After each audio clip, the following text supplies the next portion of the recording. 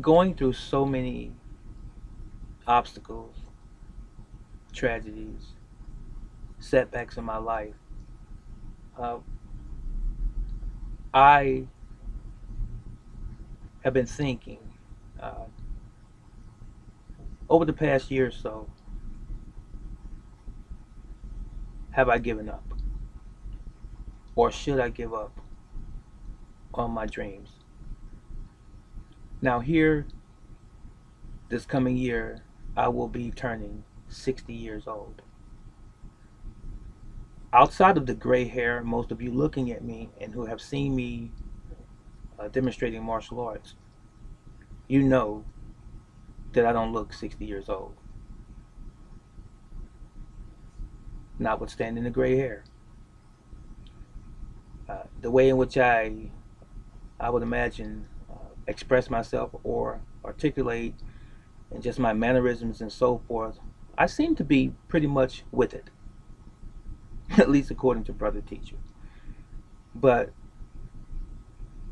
as it relates to giving up on my dreams and being nearly 60 years old, as people have said over the years, age is just a number. I heard Mike Tyson in a video today before the fight that's supposed to occur tonight, talking about energy and that he doesn't look at things uh, based on age. It's a matter of the energy that you have as a human being. And that could not be any further from the truth. It is the truth, in other words. Uh, I have always been entrepreneurial in my spirit as a child. I started out selling greeting cards as a child, going door to door. My first experiences with people telling me no, shutting the door on me, and even peeping out of the window when I knock or ring the doorbell and not answering. I experienced this at a very young age. I learned how to sell things and how to create little knickknacks and things of that sort, and drawing pictures and charging $1 or two for a picture when I was coming up as a child. So I had it in me to be independent. I always wanted to be me and not particularly work for someone for the rest of my life, especially as I got older in my 30s, mid 30s. I always wanted to do me. Now, as I alluded to earlier, it was never easy. I never had doors open for me in terms of large opportunities that catapulted me to success. I do believe that I'm successful in that I have the mind of a successful man, and I continue to push, albeit very hard, very difficult. I continue to push, nevertheless. And after having a business that was just beginning to see the break of dawn or the light at the end of the tunnel, uh, taking away from me just so suddenly after 10 years, a decade, uh, two businesses, martial arts and then a retail store, not knowing uh, what was going to happen until it actually happened, not owning the property but renting for that many years, only to have it taken away all in just really a day. I didn't go drop my head and give up in despair and desperation.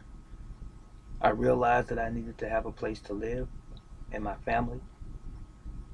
I realized that I had to try again to keep my dream alive, the one that has always been yearning inside within, to be the best me that I could possibly be.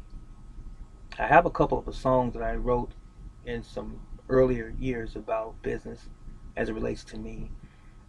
I'll save that or table it for a future video, maybe a little in the distant future. Uh, but this has always been in me to be great at what I do. A great martial artist, a great businessman, a great person. But sometimes things happen.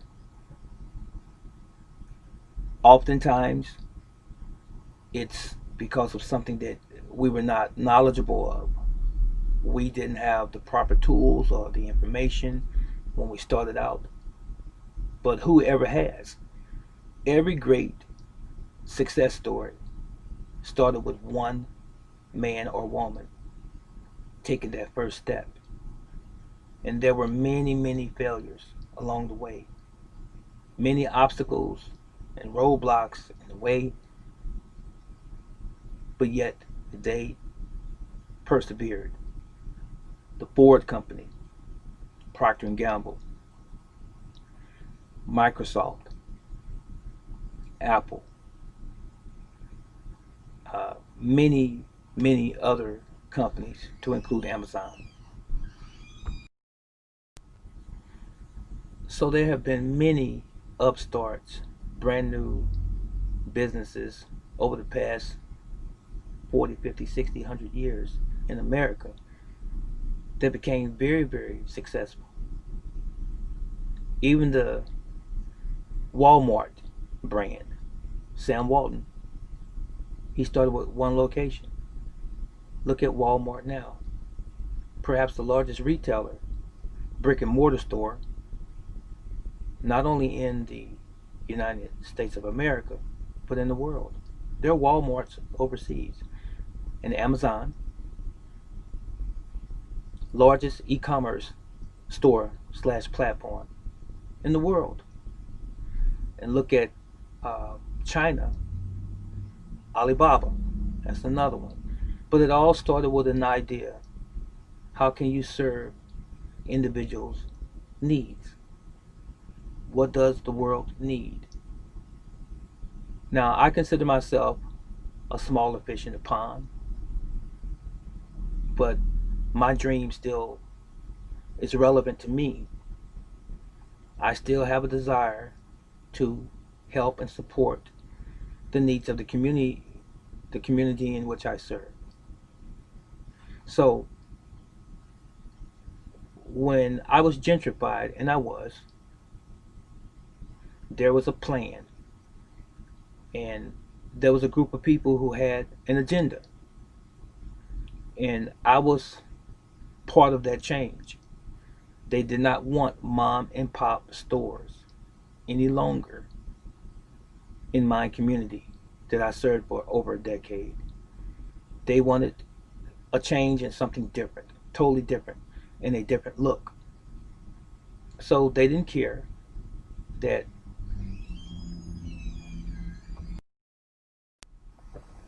no, they didn't care that they would be displacing an already existing business, or even how long you had been there and served in that particular community. They didn't care at all. They didn't care about me.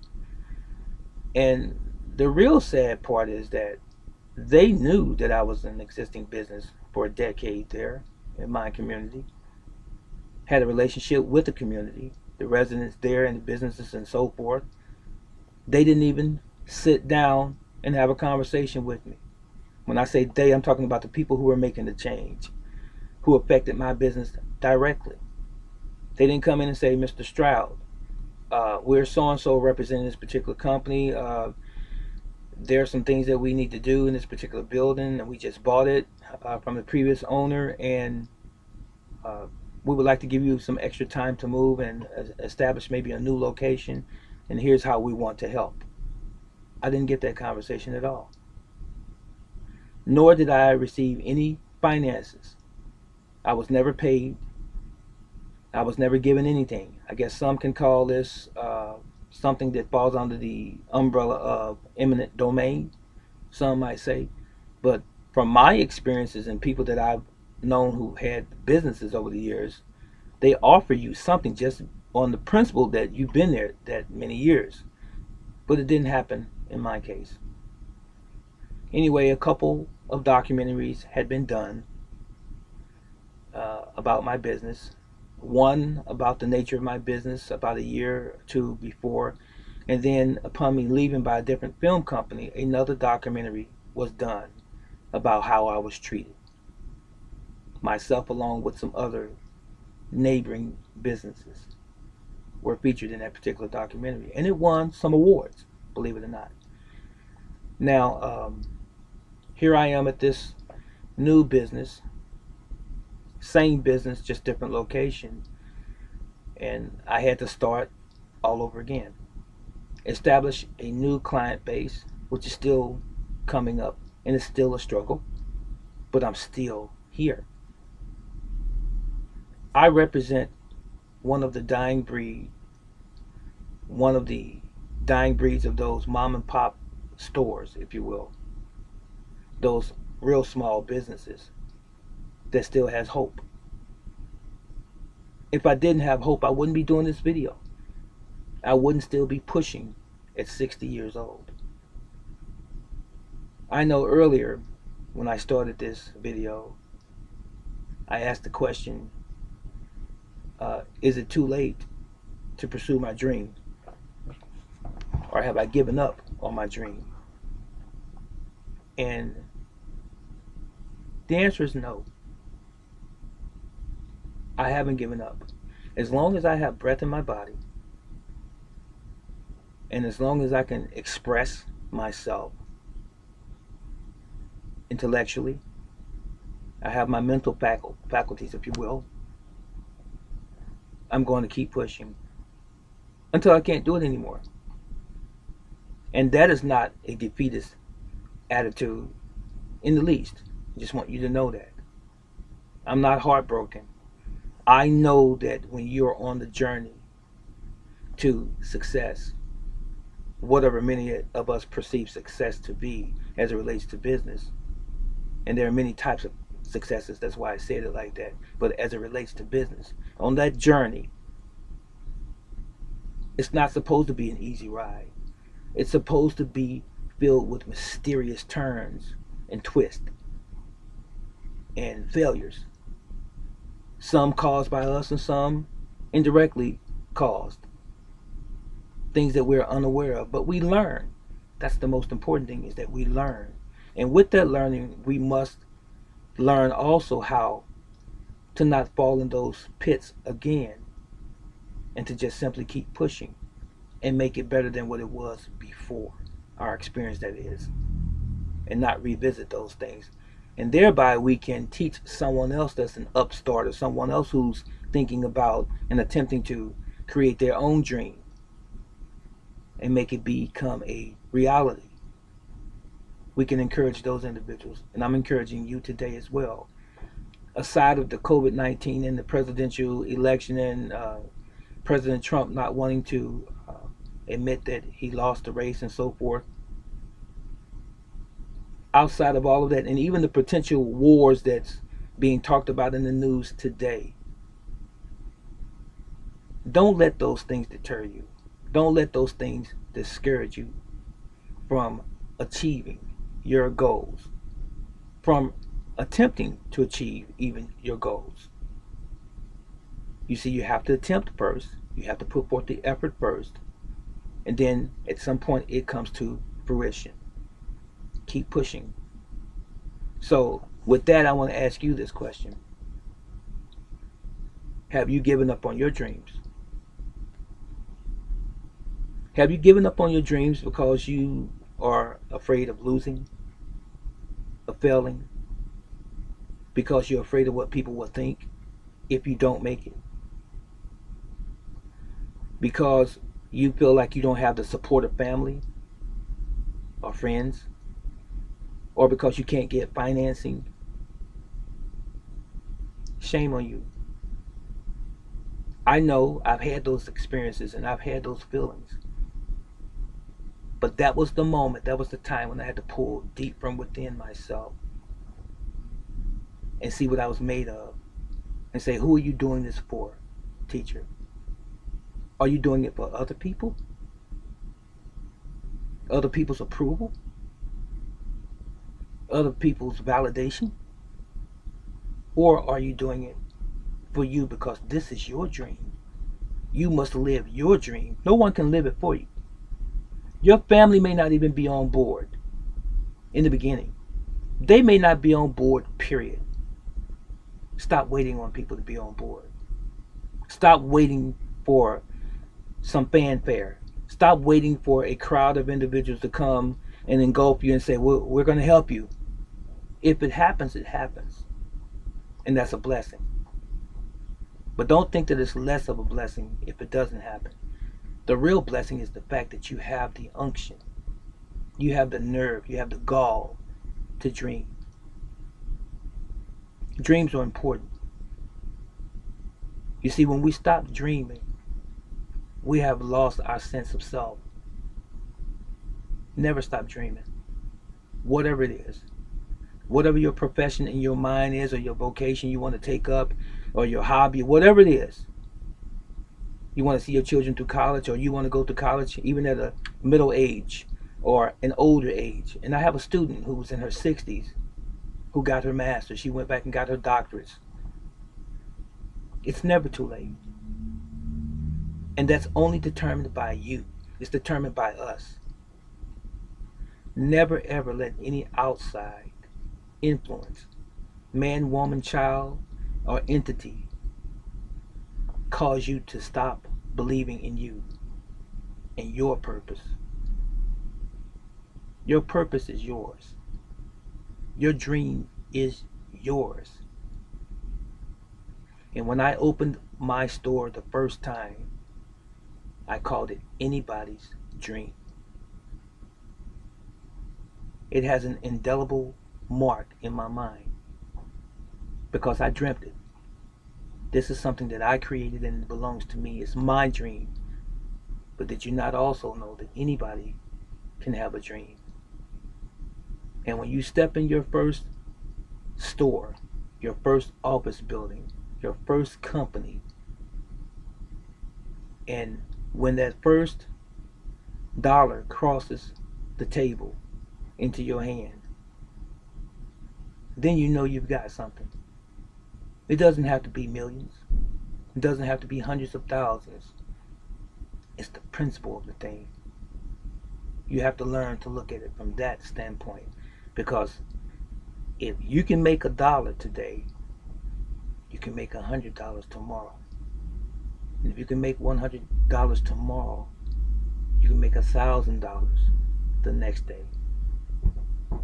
But it all depends on you. What are you willing to give up and sacrifice to be the best you, the best version of you that you can possibly be while you still have it within you? And don't ever doubt that you have it within you. And when I say it within you, I'm talking about the it. That factor. That thing that's kindling inside you. It's a spark that now it's a kindling. It's burning. Don't put it out. Don't let anyone else put it out. It's yours. And no one else has a right to take it away from you. Your dream. So, before I leave, I want to say, make sure that you believe that you can still be successful. And make sure that you believe in your dream still. I'm going to say this with all humility. If there's anyone that would like to contribute to this is not clickbait. I know you're going to have a troll here and that is going to make a statement like that about clickbait. I've never asked for money on this platform, and I've been on here for many years. But if there's someone, and I've been asked before, and I've had people donate to me and my channel to support this effort here, this channel, and to support my martial arts school and so forth.